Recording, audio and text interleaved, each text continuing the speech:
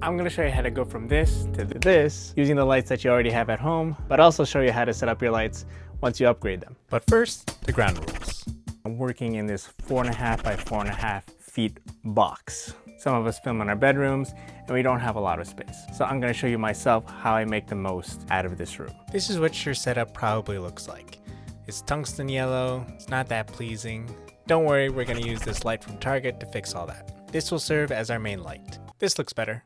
So now I have the camera positioned right in front of me. Right now, I have these lights positioned diagonal from me. There's two advantages of this. Number one, since I'm wearing glasses, if I were to position these lights right in front of me, as soon as I look up, it reflects right on my glasses. But if I do it off to the side, even if I look up for some reason, maybe I'm having a thought, it doesn't reflect on the glasses. A lot cleaner. The second advantage is with it being right in front of me and being above me, it gives a more pleasant light on the face. It could also have the light a lot more level to my face or even lower, but it's not as pleasing, especially if you lower the light. Then it looks like a horror movie.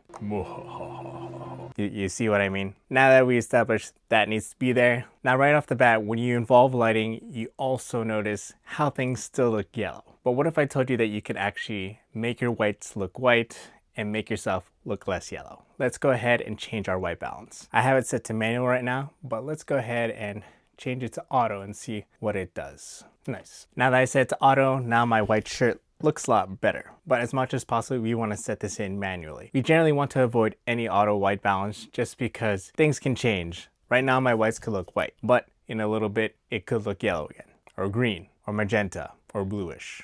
I'm going to dial in my manual white balance just to make sure that my whites actually look white. You can use a gray card, a white piece of paper, but I'm just going to lower my Kelvin on my camera until my shirt actually looks white. Is this not whiter than it was before? So these light bulbs already have their own diffusion. I can't control how intense these lights are. I can control how many lights go on at a time, maybe 3 or 2, 3, 4, 5.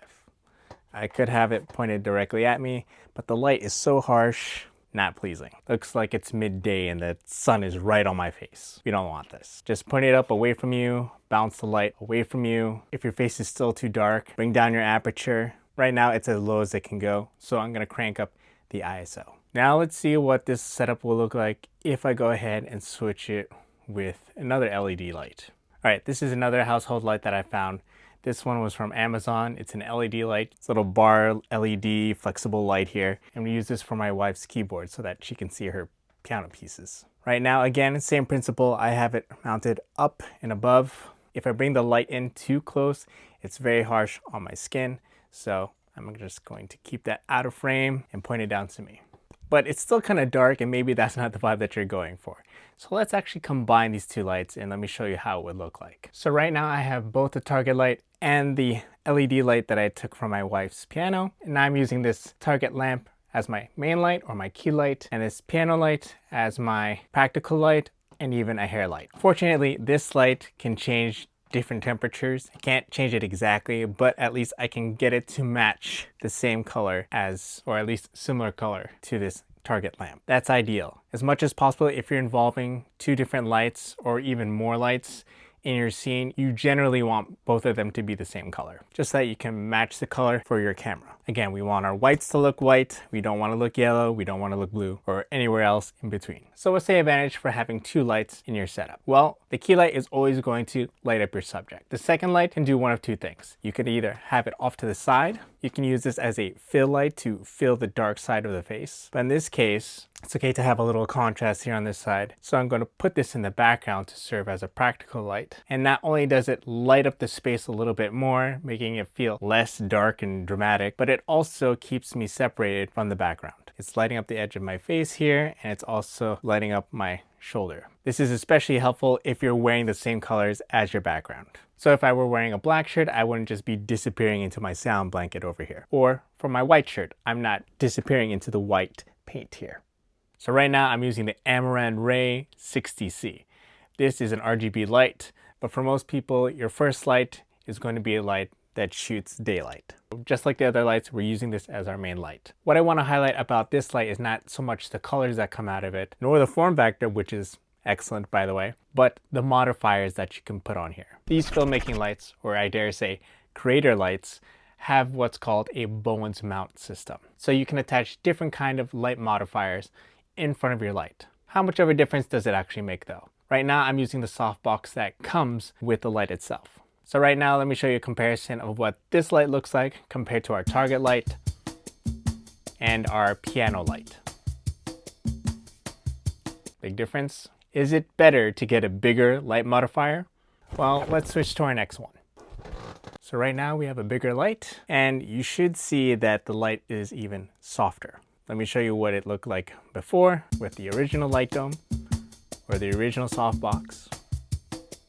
What do you think? Does it look better? Now right now our space still looks dark. If you want to brighten things up, what difference will it make if we change this out for an even bigger softbox? Well, I'm about to show you. Alright, don't let the brightness fool you. Think about the softness. I just turned it up because with this big space, I need to fill it with more light. This is as smooth as it gets. Right now I have the Aperture Light Dome 3 attached. Here's what it looks like compared to the other lights.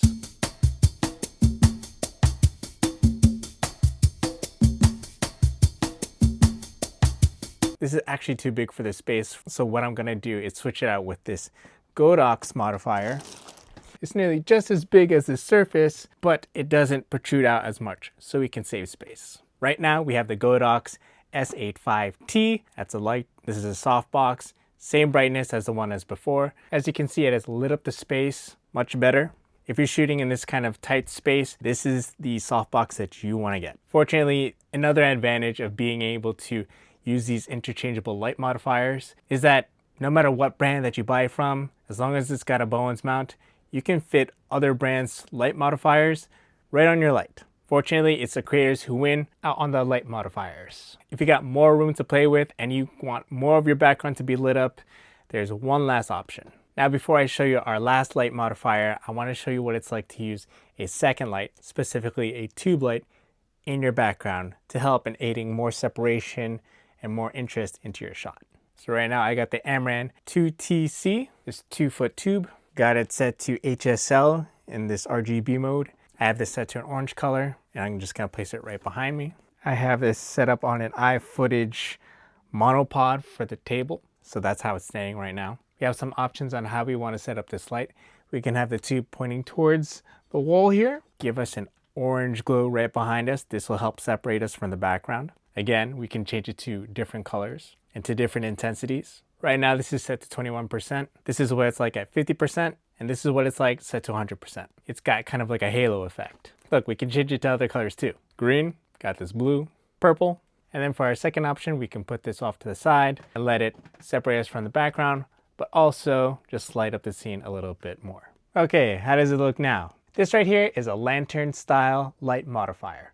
This one's by Newer. Now this looks a little bit different since it lights up everything around, including the ceiling, whatever's around you. It just gets the edges a little bit better. Again, the same level of brightness didn't change. It's been the same for these past 3 light modifiers. Here's how it compares to the other light setups.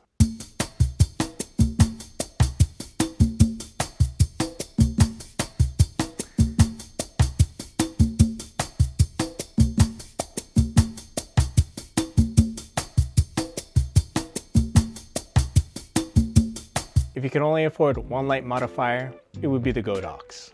As your shooting space gets bigger and you start playing with practicals, it's important to be able to control the spill of your light. So using the Godox S85T is going to give you the best results in being able to keep this key light concentrated where you want it to and not spill too much in the background.